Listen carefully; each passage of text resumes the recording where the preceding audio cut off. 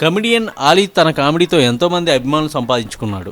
అయితే కామెడీతో అలరించే ఆలీ నోటి నుంచి వచ్చిన మాటలు వింటే షాక్ కావాల్సిందే. రీసెంట్గా ఆలీ గుంటూరులో జరిగిన జాగో ముస్లిం చలో గుంటూరు అనే సభకు ముఖ్య అతిథిగా వెళ్లారు. ఈ సందర్భంగా మాట్లాడిన ఆయన మైనార్టీల ఓట్లను ఎక్కువగా వేయించుకున్న రాజకీయ పార్టీలు తాము ఇచ్చిన హామీల్ని నెరవేర్చడం తర్వాత ముస్లింలకే టోపీలు పెడుతున్నాయంటూ ఫైర్ అయ్యారు.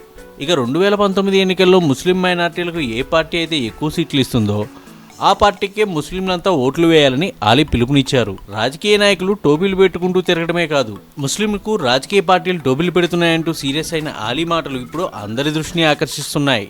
ఏదైనా సభకు వెళితే అల్లరి మాటలతో కామెడీతో సభలో ఉత్సాహాన్ని రేకెత్తించే ఆలీ అందుకు భిన్నంగా తాజా సభలో మాత్రం మైనార్టీల హక్కుల గురించి, రాజకీయ పార్టీలతో ముస్లింలు ఎలా ఎదుర్కోవాలన్న విషయాన్ని చెప్పడం గమనార్హం. అంతేకాదు బలవంతపు మత మార్పులు మంచిది కాదన్న మాట ఆయన నోట నుంచి రావడం గమనార్హం. ఈ వీడియోపై మీ విలువైన కామెంట్స్ ని మాతో షేర్ చేసుకోండి. అండ్ ఇంకో విషయం, సబ్స్క్రైబ్ చేయడం మర్చిపోకండి.